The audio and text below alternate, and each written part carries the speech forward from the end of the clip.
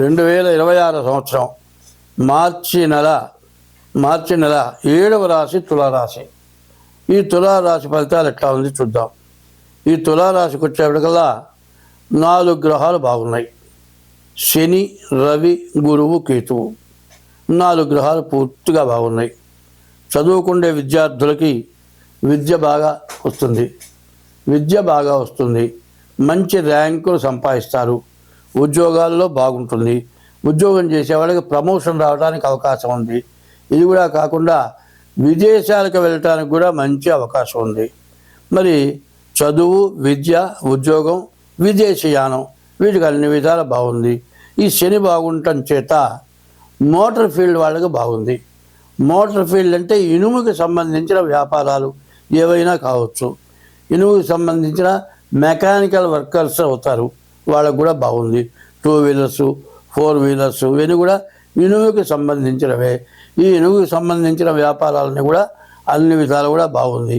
ఇనుము అంటే స్టీల్ కూడా ఇనుములోనే కలుస్తుంది. స్టీలుకి సంబంధించిన వ్యాపారాలు కూడా బాగున్నాయి. తర్వాత రవి బాగున్నాడు.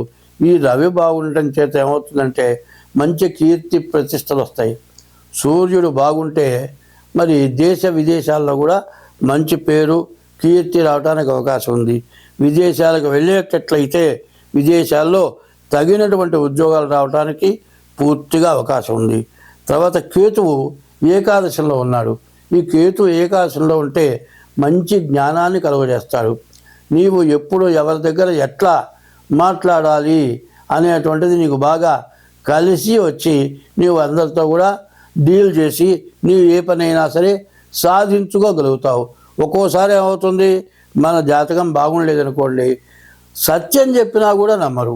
ఒక్కోసారి ఏమవుతుంది, నువ్వు అమ్మే వస్తువుని డబల్ రేట్ చెప్పినా కొంటారు. అట్లాగే బాగున్నప్పుడు ఏదైనా మంచి జరుగుతుంది. అయితే కేతు వల్ల మంచి జ్ఞానాన్ని కలుగజేసేవాడు, మంచి స్వభావాన్ని కలుగజేస్తాడు. ఏకాదశంలో కేతుశ్చికి ధ్వజోధూమ్ర ఉత్పాతో బహురూపకృతు. కేతు బాగుండనప్పుడు చేయరాని పనులని చేయిస్తాడు. అసలు పిచ్చివాళ్ళగా తయారైపోతాడు. కేతువు బాగుంటే మంచి జ్ఞానం కలిగి ఉంటాడు. అతను అందరికీ కూడా మేలు చేయగలుగుతాడు. అన్యాయమైనటువంటి డబ్బు సంపాదించడానికి ఇష్టపడ్డావు. న్యాయమైన సంపాదన సంపాదించి న్యాయంగా బతకగలుగుతారు. న్యాయంగా బతకడమే కాదు, ఎక్కడికి వెళ్ళినా అపజయం అంటూ లేకుండా అన్ని విధాలా బాగుంటారు. ఇది ఎప్పుడు కూడా చాలా బాగా ఉంటుంది. కాబట్టి ఈ కేతు వల్ల కూడా చాలా బాగుంది. కాబట్టి ఈ రాశి వాళ్ళకి ప్రత్యేకించి చెప్పాల్సింది ఏంటంటే భాగస్వామ్య వ్యాపారాలు వద్దు. భాగస్వామ్య వ్యాపారాలు చేయాలంటే వాళ్ళకి మీకు కూడా బాగా జాతకం కలిసిందా లేదా చూడాలి. ఇద్దరికీ లాభం ఉందా అని చూడాలి. అందులో ఏమవుతుందంటే మరి ఒక నష్టజాతకులతో మీరు కలిసి వ్యాపారం చేసేటట్టయితే మీకు వచ్చేది మొత్తం వాడు కాజేస్తాడు, మీరు నష్టపడతారు. ఇట్లాంటి సమస్యలు వస్తాయి. కాబట్టి జాయింట్ వ్యాపారాలు పనికిరావు. నిత్యావసర వస్తువులు జాగ్రత్తగా అమ్ముకోవాలి.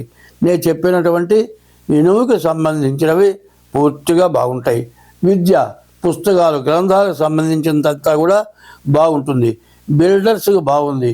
బిల్డర్స్కి బిల్డింగులు కట్టి అమ్మేవాళ్ళకి, తర్వాత ఇంటికి సంబంధించినటువంటి శానిటరీ కానీ మరి సాఫ్ట్ ఇవి ఇంటికి సంబంధించిన దర్వాజాలు, తలుపులు, కలప, ఇటుక, సిమెంటు, ఇసుక ఇట్లాంటివన్నీ కూడా బాగా పనికొస్తాయి. ఈ తులారాశికి తులా వృషభయోర్ భృగు శుక్రుడు అధిపతి అయినాడు.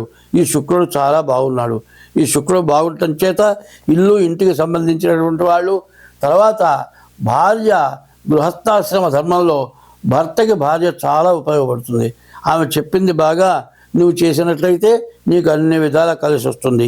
ఇది కూడా ఏమిటంటే చెప్పాను కదా, చిత్త 3-4 పాదాలు, చిత్త స్వాతి 4 పాదాలు, విశాఖ 3 పాదాలు. ఇది జన్మ నక్షత్రం అయితేనే, పుట్టిన తారీఖును బట్టి నీ పేరు వస్తేనే ఇది గోచారం అవుతుంది.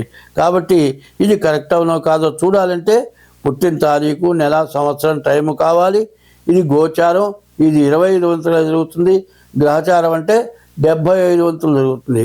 కాబట్టి దీని ప్రకారం చేసుకుంటే అన్ని విధాలా బాగుంటుంది. స్వస్తి.